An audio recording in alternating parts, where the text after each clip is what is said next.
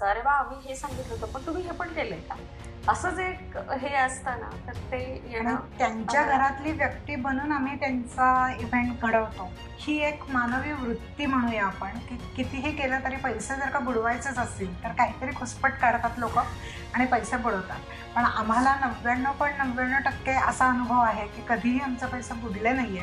ही एक गमतीची गोष्ट आहे, कारण की कोविडच्या काळामध्ये इव्हेंट इंडस्ट्री ही खूप चेपली गेलेली होती. त्या काळामध्ये खरं तर आम्ही जास्तीत जास्त लग्न लावली लोकांची.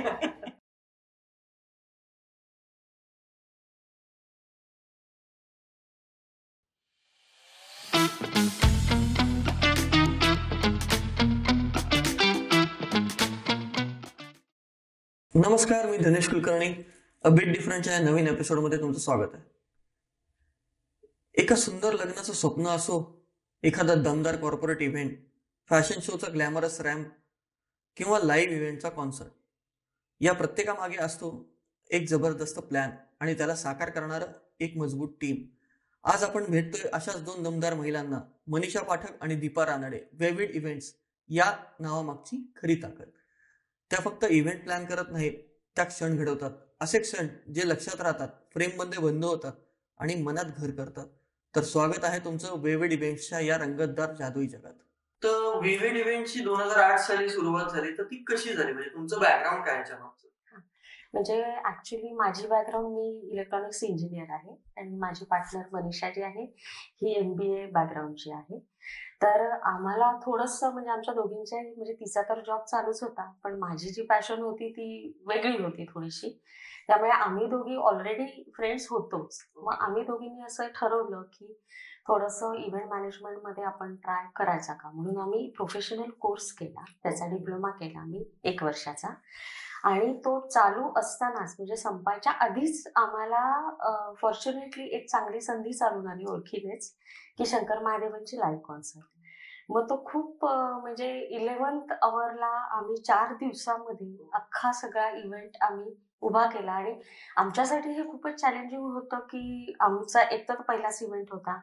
दुसरी गोष्ट, आम्हाला काहीच एक्सपिरियन्स नव्हता आणि इतक्या कमी पिरियडमध्ये म्हणजे अक्षरशः म्हणजे अजून 4 मार्केटमध्ये दिवसात. आमचं नावही नव्हतं की हां. आम्ही इव्हेंट्स करतो. रादर या लेव्हलचा इव्हेंट आमच्याकडे येणं हे सुद्धा आमच्यासाठी खूपच फॉर्च्युनेट होतं की ती संधी मिळाली. हां. तर ती जी सुरुवात झाली म्हणजे जो एक कॉन्फिडन्स बूस्ट होतो ना, तर तो आमचा पहिल्याच इव्हेंट पासून झाला. मग लागोपाठ आमच्या लाईव्ह कॉन्सर्ट्स आम्ही भरपूर केल्या. वैशाली सामंत, सुरेश वाडकर, सारेगामा 10चे विनर्स, भरपूर फॅशन शोज केले. आणि मग हळूहळू लोक विचारायला लागली की वेडिंग्स पण तुम्ही करता का, वेडिंगचे इव्हेंट्स पण करता का.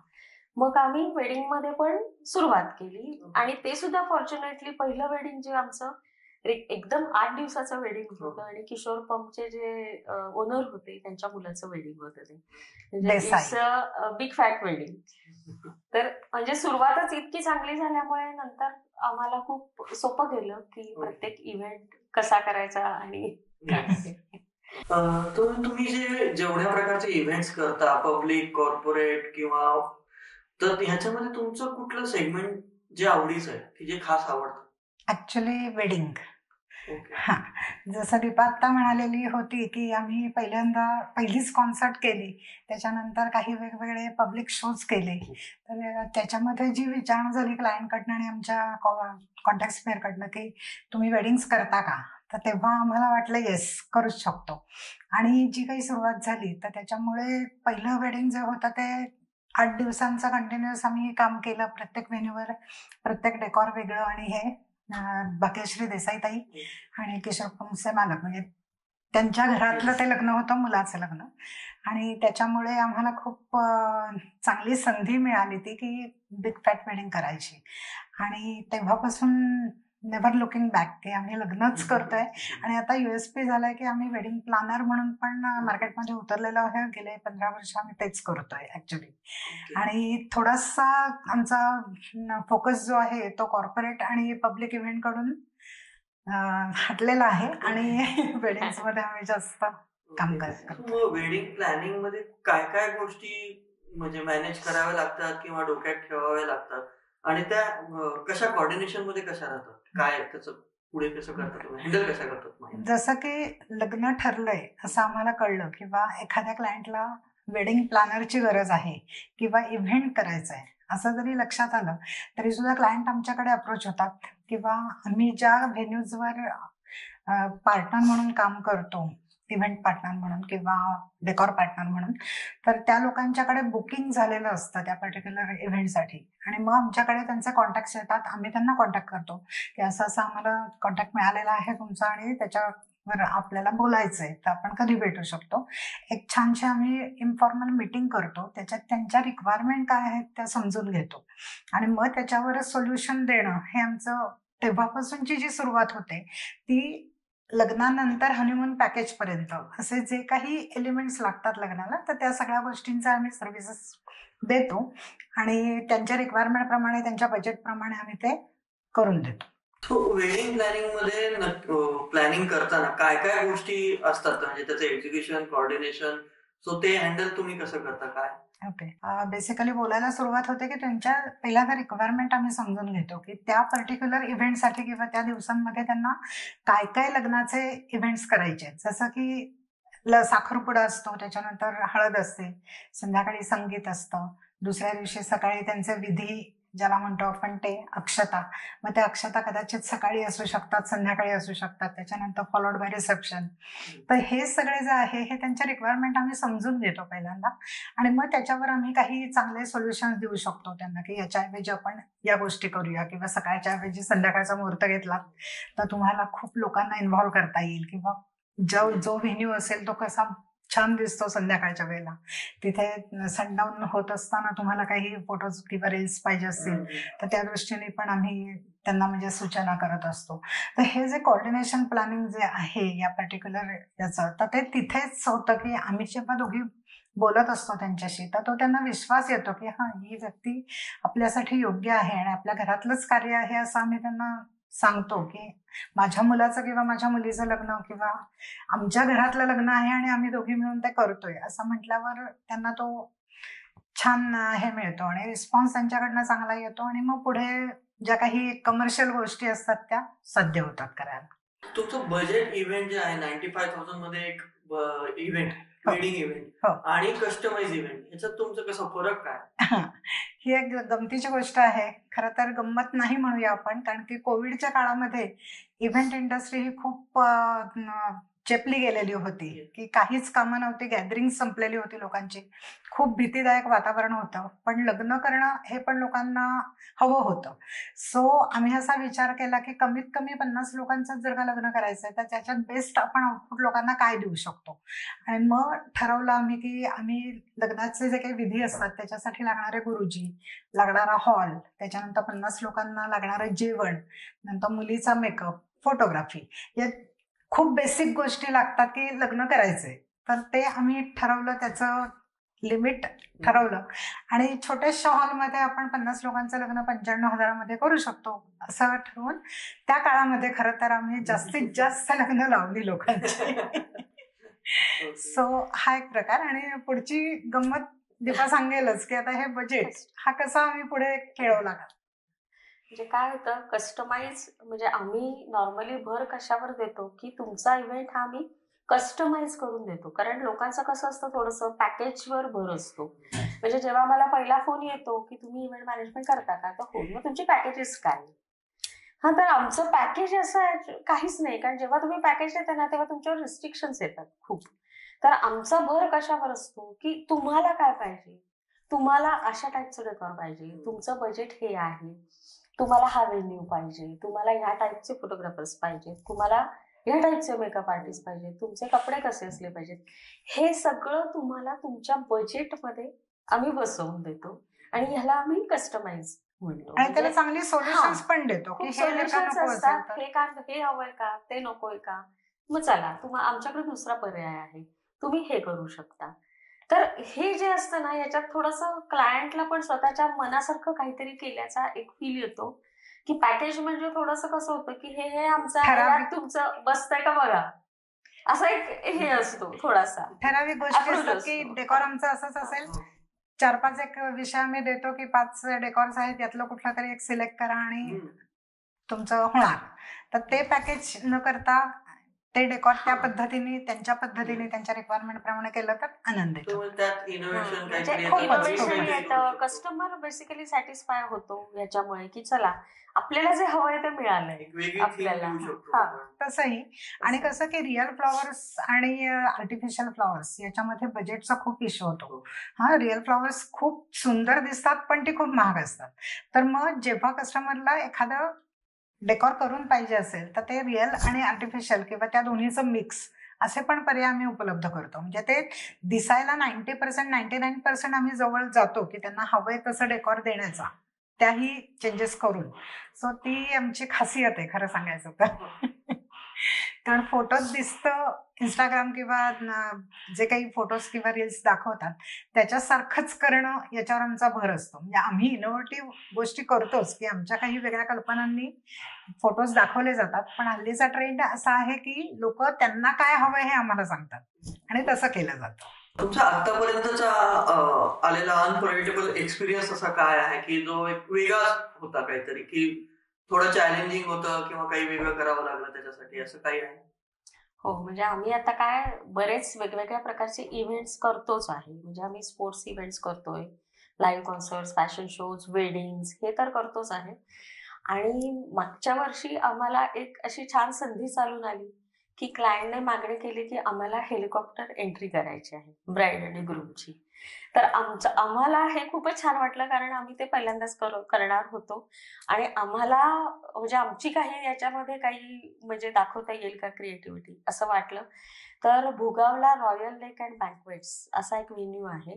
तर तो आम्हाला या गोष्टीसाठी योग्य वाटला कारण तिथे एकतर त्यांची जागा भरपूर आहे आणि या गोष्टीसाठी हेलिपॅड लागणार आहे. तर तिथे आम्हाला तशी सोय करता येईल अशी तिथे जागा आहे. म्हणून क्लायंटला आम्हीच व्हेन्यू सुचवला की असा भुगावमध्ये तुम्हाला व्हेन्यू आहे अप्रोप्रिएट, तर आपण तिथे तो करूया. क्लायंटला ते त्याप्रमाणे पटलं. मग तिथे आम्ही हेलिपॅड तयार करण्यापासून सगळं केलं. कारण नॉर्मली कसं वाटतं की नॉर्मल म्हणजे ब्राईड आणि ग्रूमची काय एक ट्रॅडिशनल एंट्री असते, बलूनची एंट्री असते, मोठ्या बलून मधले ते एंट्री घेतात वगैरे. तर अशी ही एंट्री नसते. ह्या एंट्रीसाठी तुम्हाला खूप साऱ्या परमिशन्स घ्यायला लागतात, पोलिसांच्या असतात. त्याच्यानंतर तुम्हाला तिथे ऍक्च्युअल व्हेन्यूवर ॲम्ब्युलन्स उभी करायला लागते, फायर ब्रिगेडची गाडी उभी करायला लागते आणि कम्प्लीट आम्ही तो व्हेन्यू 2-3दा ती लोक रेकी करून गेली आणि त्याच्यानंतर तो त्यांनी सांगितल्याप्रमाणे आम्ही तो हेलिपॅडचा व्हेन्यू कम्प्लीट हेलिपॅडसाठी बनवून ठेवला. तशी आम्ही सगळी तयारी करून घेतली आणि त्याच्यानंतर ती जी एंट्री झाली त्यांची, तो क्षण जो होता तो म्हणजे होता, आनंददायक तर होताच.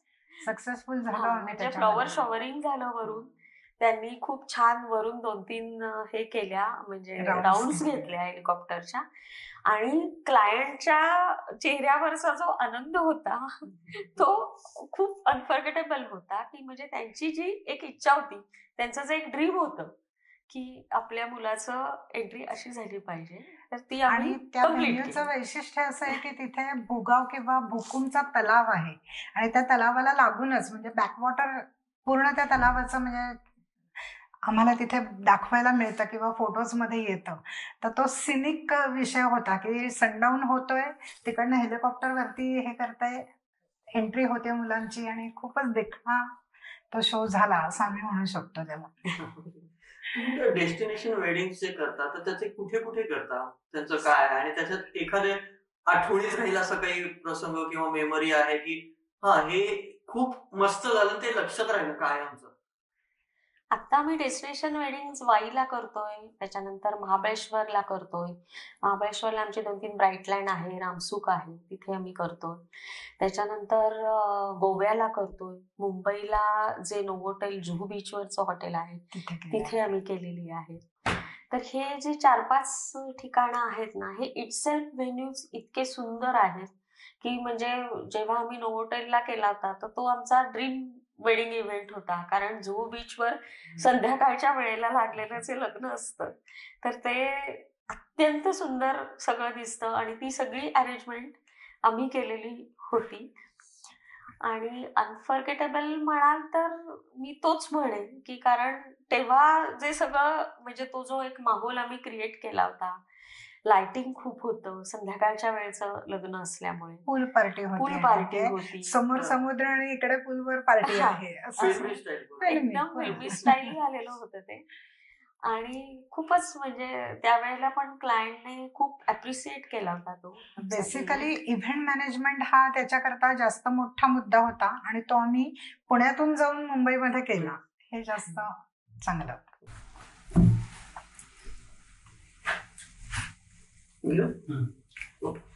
सो आता जे कॉर्पोरेट इव्हेंट्स किंवा ट्रेनिंग इव्हेंट्स किंवा फॅशन शोज, लाईव्ह कॉन्सर्ट ज्या होतात, सो ह्याच्यामध्ये जे क्रिएटिव्हिटी दाखवावी लागते ती वेडिंग पेक्षा कशी वेगळी, म्हणजे तुम्ही कशी करता?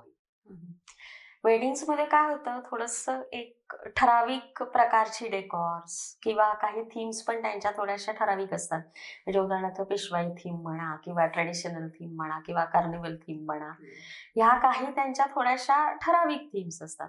पण जेव्हा तुम्ही लाईव्ह कॉन्सर्ट, फॅशन शोज किंवा इतर कॉर्पोरेट इव्हेंट्स करतो आपण, तर तेव्हा त्यांना थोडं एक्सपेक्टेड असतं क्लायंटला की म्हणजे कॉर्पोरेट इव्हेंट करताना तुम्हाला लग्नाचं फिलिंग नाही आलं पाहिजे. म्हणजे तुमचा डेकॉर किंवा तुमची थीम ही कम्प्लिटली वेगळ्या प्रकारची असली पाहिजे. तर ते आम्हाला थोडं भान ठेवायला लागतं. मग तेव्हा आम्ही फ्लॉवर्सचे जे टाईप्स असतात किंवा कलर थीम्स असतात, म्हणजे कॉर्पोरेट इव्हेंटला किंवा इव्हन फॅशन शो, लाईव्ह कॉन्सर्ट्सला थोडे सटल पेस्टल शेड्स किंवा इव्हन ड्राईड फ्लॉवर्स ह्याच्यामध्ये आम्ही काम करतो या इव्हेंटसाठी. आणि क्रिएटिव्हिटी म्हणाल तर नक्कीच म्हणजे मी म्हटलं तसं की आर्टिस्टनी कोणत्या प्रकारचं अटायर करायचे आहेत, मागच्या बॅकग्राऊंडचे कलर्स कुठले असले पाहिजेत, इव्हन फ्लॉवर्स कुठल्या प्रकारचे असले पाहिजेत, त्यांचा सगळा स्टेजचा सेटअप कसा असला पाहिजे, साऊंड कसे असले पाहिजेत, लाइटिंग कसं असलं पाहिजे, हे खूप इम्पॉर्टंट आहे या गोष्टीसाठी. तर त्याच्यावर जास्त आम्ही फोकस देतो की वेडिंग मध्ये थोडंसं ट्रॅडिशनल आणि हे सगळं छान दिसतं. म्हणजे तशी क्लायंटची थोडी डिमांड पण असते. हा, मग इकडच्या ह्याला किंवा अजिबात पॅटर्न ठरलेले असतात की आज patternच विधी ठरलेले मंडप असतात. करायचंय, बॅकड्रॉप करायचंय, छोटंसं काय म्हणतो आपण त्याला सेल्फी पॉइंट आहे, तर तो या पद्धतीने करायचा. हे अगदी साचेबंद आणि ठराविक कलर्स मध्ये किंवा ब्राईट कलर सुद्धा तिथे चालू शकतात. आपण जसं बोललो की कॉर्पोरेट इव्हेंट्स आम्ही करतो किंवा फॅशन शो आणि याच्यामध्ये क्रिएटिव्हिटी कशी दाखवतो, तर तसाच एक सेगमेंटमध्ये आम्ही उतरलोय सध्या की भूमिपूजन. म्हणजे आता कोथरूडमध्ये किंवा आपल्या पुणे शहरामध्ये जुन्या बिल्डिंग पाडून नवीन बिल्डिंग होणं म्हणजे ज्याला रिडेव्हलपमेंट म्हणतो, तर तो कन्सेप्ट आलेला आहे. आणि असे छोटे छोटे प्रोजेक्ट मोठे होत आहेत. म्हणजे जिथे 20 आणि 22 लोकांचं घरं होती किंवा फ्लॅट्स होती, तिथे आता 30 ते 40-70 लोकांपर्यंत पोचणार आहे, टॉवर्सच होत आहेत. तर काही बिल्डर्स असे आम्हाला अप्रोच होतात किंवा आत्ताच हल्ली आम्ही 2 कामं केली यावर्षी की तिथे क्रीम लेव्हलचं एरिया आणि क्रीम क्लायंट अपेक्षित असणं, याच्यासाठी आम्ही बिल्डर्सशी जे काही कनेक्ट केलं किंवा त्यांची काही थीम होती त्यांच्या कॅटलॉगची, तर त्या कॅटलॉगच्या थीमला त्यांचं डेकॉर करणं अपेक्षित होतं आमच्याकडनं. आणि फ्लोरिंग करण्यापासून त्याच्यावर कार्पेटिंग किंवा आर्टिफिशियल ग्रास टाकणे, नंतर त्यांच्या थीमप्रमाणे क्लॉथचं सिलेक्शन करून पूर्ण पंडाल जो आहे तो सजवणे, शँडेलियर्स वगैरे देणे त्याच्याकरता, गुरुजी, तिथे लागणाऱ्या काही हत्यारांपासून गोष्टी असतात त्या, नंतर प्लांटेशन वगैरे जे आहे ते आर्टिफिशियल प्लांटेशन न करता कुंड्या वगैरे ठेवून खूपच सुंदर पद्धतीने त्याचं मेकओव्हर करणं त्या रिकाम्या प्लॉटचं. हे झाल्यामुळे आपलं घर छान असणारच आहे, पण कुठल्या व्यक्तीच्या ताब्यात आपण रिडेव्हलपमेंटला दिलेली आहे स्कीम, तर हे क्लायंटला त्याचा विश्वास बसण्यासाठी खूपच वरच्या लेव्हलचं काम आम्ही केलेलं आहे. तर आता मॉडेल कॉलनीमध्ये 2 प्रोजेक्ट झाले चालू, तर त्याच्यासाठी ते आम्ही केलं. तर खूप चांगला रिस्पॉन्स आलेला आहे, क्लायंटलाही ते खूप आवडलंय. आणि आता आशा करतो की अक्षय तृतीया आहे जवळच आणि पुढच्या काळामध्ये सुद्धा आम्हाला अशी कामं मिळतील. प्राइम फील, प्राइम लोकेशन, हो. Prime client. म्हणजे बिल्डर्स हे सेल्फ प्रमोशन म्हणून हे इव्हेंट्स बघायला लागले. कारण की पारंपरिक भूमिपूजन म्हणजे पूर्ण लँड असते, एक छोटा मांडव टाकला जातो आणि रिफ्रेशमेंट म्हणून सगळ्यांना पूजा होते जमिनीची आणि सगळेजण डिस्पर्स होतात. पण हे म्हणजे आम्ही काय लेव्हलचं काम करू शकतो किंवा कुठल्या प्रकारचं क्लायंट आमच्याकडे हवं आहे त्याच्यासाठी हा एक वेगळा ट्रेंड होऊ शकतोय किंवा होऊ घातलाय असं आपण म्हणायला जे हरकत भविष्यात नाहीये. तिथे होणार आहे हो, हो. त्याचा फील तुम्ही आधी देता. अगदीच म्हणजे हा ट्रेलर आहे हा ट्रेलर आहे. अशी कुठली डेस्टिनेशन्स आहेत, तुम्ही आता डेस्टिनेशन प्लॅनिंग डेस्टिनेशन वेडिंग्स वगैरे करता, तर मग अशी कुठली कुठली डेस्टिनेशन्स आहेत की जिथे तुम्ही काम करता किंवा असोसिएट आहात त्यांच्याबरोबर काम करायला? आता आमच्याकडे की जिथे आम्ही पॅनल डेकोरेटर म्हणून रजिस्टर्ड आहोत असे आता आमच्याकडे 3 मोठे व्हेन्यूज आहेत की जे 1000+ कपॅसिटीचे आहेत. म्हणजे भुगावला एक रॉयल लेक अँड बँक्वेट्स आहे की जो लेक साईड व्हेन्यू आहे, तर तो एक आहे. समारा बँक्वेट्स म्हणून एक आहे भुगावलाच. क्लिफ म्हणून एक रेस्टॉरंट आहे, ते एक आहे. आणि बाणेरला मेफील्ड आयव्हीवाय गार्डन हा पण 1000+ कपॅसिटीचा व्हेन्यू आहे. तर हे सगळे व्हेन्यूज की जिथे आम्ही पॅनल डेकोरेटर म्हणून रजिस्टर्ड आहोत. आणि त्याच्याशिवाय ॲज अ इव्हेंट प्लॅनर म्हणून आम्ही मॅरिएट, त्याच्यानंतर टिपटॉप, मेरीगोल्ड, ऑर्चिड या सगळ्या ठिकाणी, शेरेटन या सगळ्या ठिकाणी आम्ही काम करतो आता.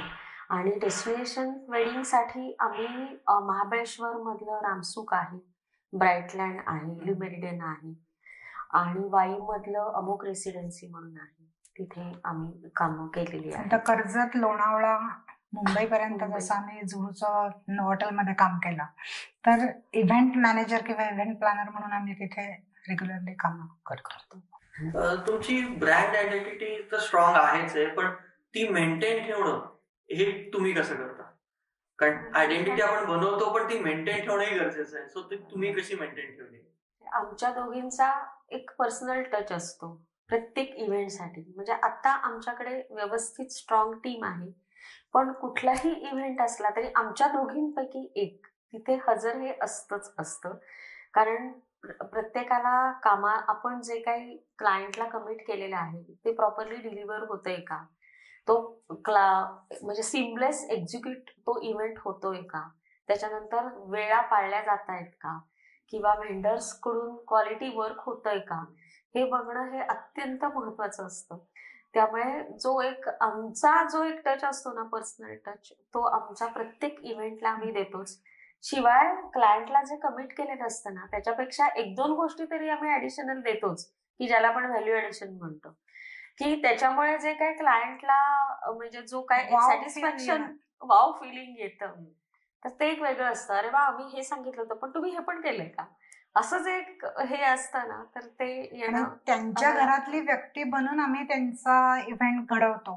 सो त्यांना एक आधार असतो आमचा की हा मनीषा आणि दीपा आहेत म्हटल्यावर काही प्रॉब्लेम नाही. स्वतःच्याच घरातला इव्हेंट आहे असं समजून हे करतायत, असा एक तो फील असतो. म्हणजे आता इव्हेंट मध्ये तर अशा काही वाईट गोष्टी पण घडत असतील की पटत नाही, म्हणजे असेही काही वेगळे क्लायंट्स असतील की काही कौतुक करणारे तर असतात, पण असेही क्लायंट्स असतात की त्यांचं कधी मनच भरत नाही. खरं तर ही एक मानवी वृत्ती म्हणूया आपण, की कितीही केलं तरी पैसे जर का बुडवायचेच असतील तर काहीतरी खुसपट काढतात लोक आणि पैसे बुडवतात. पण आम्हाला 99.99% असा अनुभव आहे की कधीही आमचे पैसे बुडले नाहीयेत आणि छान सॅटिस्फॅक्शन होऊनच लोकांनी आम्हाला अप्रिशिएट केलेलं आहे आमचं काम. आणि रेफरल बिझनेस आम्हाला म्हणूनच जास्त आहे. आम्ही कुठेही होर्डिंग्स लावत नाही की विविध इव्हेंट्स अस्तित्वात आहे किंवा काय, पण कम्प्लिटली एकाचं काम केलेलं आहे तर त्याच्यापासून आम्हाला 10 क्लायंट ऑटोमॅटिकली मिळतात. रादर आम्ही असं म्हणतो की एक छोटं काम सुद्धा आम्हाला पुढची 2 कामं मिळवून देतो. त्यामुळे कुठलाही क्लायंट, जनरली सगळ्याच बिझनेसमध्ये असतं की क्लायंट हा कस्टमर हा देव असतो, पण आमचे देव भरपूर आहेत असं म्हणायला हरकत नाही. म्हणजे लाईक सेलिब्रिटी.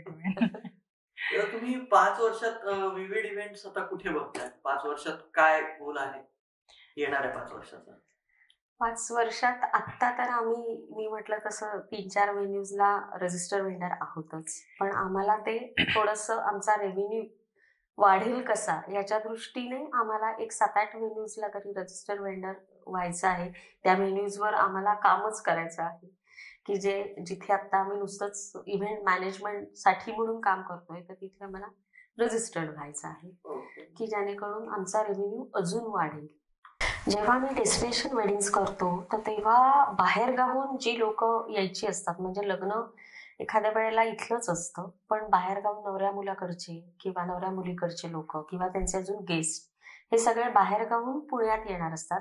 एक मध्यवर्ती ठिकाण म्हणून लग्नासाठी त्यांनी पुणे हे डेस्टिनेशन निवडलेलं असतं. तर त्यांच्या सगळ्या लोकांची, त्या गेस्टची हॉटेल बुकिंग करणं, त्याच्यानंतर त्यांचा लोकल ट्रान्सपोर्ट आणि त्याच्यामध्ये त्यांना काही थोडासा वेळ असेल तर त्यांना पुण्याचं पुणे दर्शन जे म्हणतात, तशी एखादी साईट सीइंग, तशी एखादी छोटी टूर, तर हे पण आम्ही त्याच्यामध्ये मॅनेज करतो. कारण आजकाल काय होतं, हे सगळं मॅनेज करण्यासाठी लोकांकडे वेळ कमी आहे, मॅनपॉवर कमी आहे, त्यामुळे त्यांची लोक त्या गोष्टीसाठी एंगेज होतात. तर ह्याच्यापेक्षा हे कुठल्या इव्हेंट प्लॅनरला दिल्या या गोष्टी तर त्यांच्यासाठी, त्या क्लायंटसाठी इझी जातात. म्हणजे आजकाल जो ट्रेंड झालेला आहे ते क्लायंट जो येतो, म्हणजे ब्राईड आणि ग्रूम जे येतात आमच्याकडे, तर तेव्हा त्यांच्या डोक्यात एक फिक्स आयडिया घेऊनच ते आलेले असतात आणि ते म्हणजे इंस्टाग्रामवरची रील्स किंवा FB वरची रील्स हेच असतं. म्हणजे ते रील्स आम्हाला पाठवतात आणि सेम टू सेम आम्हाला असंच्या असं करून पाहिजे असं सांगतात जेव्हा, तर तेव्हा त्यांना थोडंसं कुठेतरी म्हणजे आम्हाला रिअलाइज करून द्यायला लागतं की ह्या रील प्रमाणे तुमचं बजेट केलं तर तुमचं बजेट असं जाणार आहे. तर if you are okay with it then no problem. पण जर का बजेट हे पेरेंट्स पर्यंत जातं तर तेव्हा खरा प्रॉब्लेम चालू होतो त्यांचा. त्यामुळे त्यांना थोडंसं म्हणतात ना, तसं जमिनीवर आणायला लागतं की आपण सेम टू सेम नाही पण ह्याला सिमिलर असं काहीतरी मधलं सोल्युशन काढूया आणि जे त्यांच्या बजेटमध्ये बसेल आणि जेणेकरून तुम्हाला जे पाहिजे, म्हणजे थोडक्यात तुमचं जे ड्रीम आहे त्याला कुठे धक्का लागायला नको, ते आपण तसंच्या तसं करूया. तर हे थोडंसं आता चॅलेंजिंग आहे आम्हाला की हे त्याला क्लायंटला त्याप्रमाणे कन्व्हिन्स करणं. आणि त्याच्या पुढचा एक मुद्दा मला बोलायचा म्हणजे कसा की क्लायंटला व्हेन्यू डेकोरेशन पेक्षा त्यांचे फोटोज, मेकअप या आर्टिस्टकडे किंवा त्याच्यावर किंवा जेवण मी समजू शकते की उत्तम जेवण, पोटावरनं हात फिरवून ब्राह्मण गेला की म्हणजे लग्न हे कसं लोक लक्षात ठेवतात की तिथे जेवण चांगलं होतं. पण त्याबरोबरीने जास्त एम्फसिस या तरुण मंडळीचं आहे की आपलं रील्स कशी चांगली होतील आणि ती आपल्याला अपलोड कशी करायला मिळतील. तर त्या नादामध्ये डेकोरेशनच्या बजेटला ते थोडंसं तडा जातो किंवा आपण म्हणतो की ते डाऊन होतं आणि मग चांगलं क्वालिटी आउटपुट देण्याच्या दृष्टीने आमचं चॅलेंज सुरू होतं की अरे आता आपल्याला या एवढ्याशा बजेटमध्ये दीपा म्हणली तसं की त्यांनी सांगितलेली रील्स प्रमाणे आपल्याला करायचंय. सो त्या केसमध्ये आम्ही करताना काय करतो तर रिअल फ्लॉवर्स, आर्टिफिशियल फ्लॉवर्स किंवा त्या दोन्हीचं सुवर्ण मध्य गाठून ते दोन्ही एकत्र करणे किंवा जास्तीत जास्त कापडामध्ये खेळणं किंवा लाईट्समध्ये खेळणं, म्हणजे लाईट्स आणि इतर डेकॉरचे पॅटर्न्स वापरून कामं करणं, असे एक इनोव्हेटिव्ह आयडिया सुचतात आणि त्या प्रसंगाला योग्य असेल त्याप्रमाणे आम्ही डिलिव्हर करतो. म्हणजे आता थोडंसं आम्ही असं एक्सपेक्ट पण करतोय की जेवढं इम्पॉर्टन्स तुम्ही फोटो आणि व्हिडिओला देताय, जेवढा इम्पॉर्टन्स तुम्ही तुमच्या मेकअपला देताय, तेवढाच इम्पॉर्टन्स तुम्ही डेकॉरला पण द्या, कारण हेच सगळं तुमच्या फोटोत येणार आहे. म्हणजे फक्त तुम्ही येणार नाहीये फोटो, तुमचं सगळी बॅकग्राऊंड पण ती रियालिटी लोकांना समजली तर खूप छान होईल. ऑनलाईन सोशल मीडियाच्या फोटोवर न जाता तुम्ही आणि अजून एक चॅलेंज असं की प्रत्येक व्हेन्यूवर 2 किंवा 3 डेकोरेटर्स असतात पॅनलवर आणि एखाद्या डेकोरेटरचं डेकोरेशन आवडलं तर ते घेऊन आमच्याकडे लोक येतात की तुम्ही असं बनवाल तर कितीला बनवाल. म्हणजे त्याचं जे काही बजेट असतं त्या बजेटच्या पेक्षा आम्ही कमी रेटने त्यांना करून देणं अपेक्षित असतं. किंवा उलटही होतं की आम्ही काही बजेट दिलेलं असतं तर ते त्या लोकांपर्यंत जातात आणि या बजेटमध्ये आम्हाला मिळतं तुम्ही हे करा, आणि निगोसिएशन्स हा पार्ट त्या दृष्टीने खूप होतो. सो ते चॅलेंजेस प्रत्येक इव्हेंट मॅनेजर, प्लॅनर किंवा डेकोरेटरला येतोय सध्या. So this is the industry.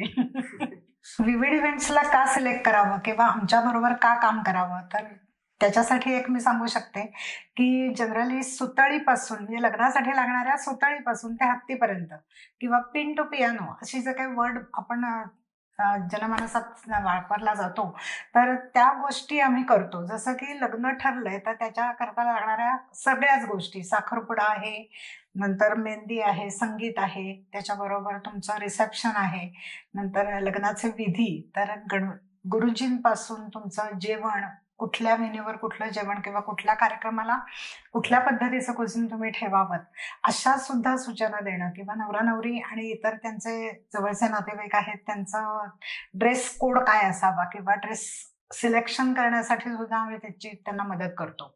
किंवा जसं की आपण म्हणतो की डेकोरेशन पार्ट, तर डेकोरेशनमध्ये सगळेच डेकोरेशन करतातच, पण आम्ही इव्हेंट्स करतो किंवा मॅनेजमेंट करतो म्हणजे काय, किंवा इव्हेंट प्लॅनिंग करतो म्हणजे काय, तर प्रत्येक इव्हेंटला लागणाऱ्या सर्व गोष्टींची रिक्वायरमेंट आम्ही पुरवतो, जसं की डेकोरेशन, एंटरटेनमेंट आणि फूड अरेंजमेंट. तर या सगळ्या गोष्टी एकाच छताखाली मिळणं.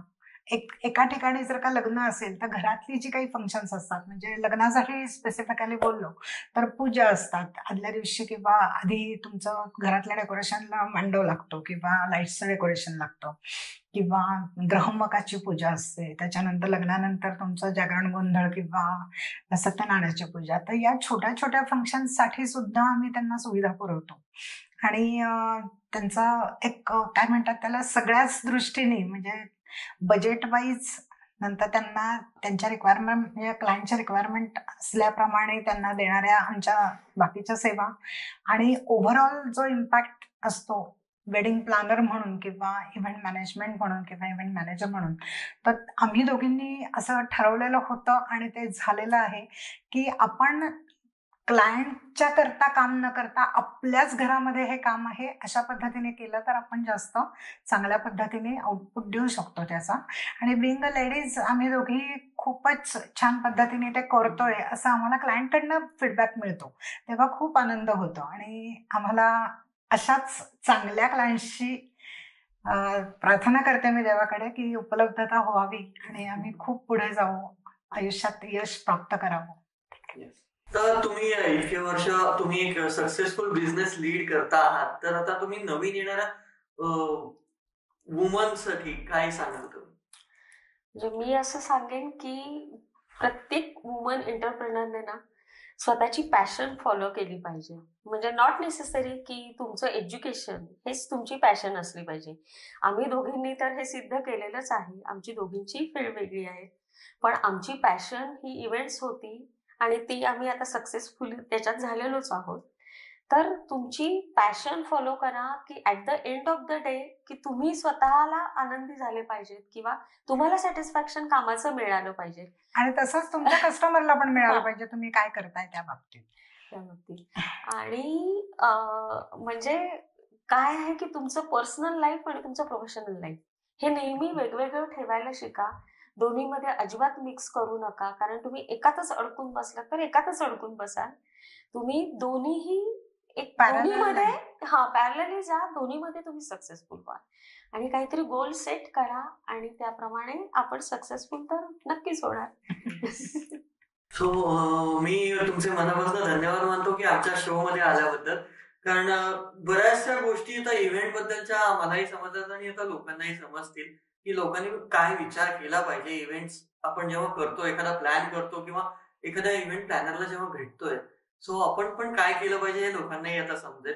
सो या व्हिडिओतनं मला असं वाटतं की तुम्हालाही भरपूर लीड्स जनरेट पण होतील, कारण तुमचं जे काही कामाची पद्धत आणि तुमचे व्हेन्यूज बघितले, सो त्या हिशोबाने नक्कीच तुम्हाला याचा फायदा होईल. आणि आम्हालाही बऱ्याच गोष्टींना लोकांनाही तुमच्या इनोव्हेशनचा फायदा होईल मेनली. सो पुन्हा एकदा धन्यवाद. आजच्या एपिसोडमध्ये आपल्याला वेव्हिड इव्हेंट्सच्या कडून इव्हेंटची परफेक्शन, क्रिएटिव्हिटी आणि मेहनत कशी असते हे समजलं. त्यांचा प्रवास, त्यांचे विचार आणि त्यांची प्रेरणा आपल्याला नक्कीच काहीतरी नवीन शिकवून गेली. आपण लवकरच पुन्हा भेटूया. पुन्हा एकदा धन्यवाद आणि लक्षात ठेवा, प्रत्येक क्षण साजरा करण्यासाठी एक खास स्पर्श आवश्यक असतो.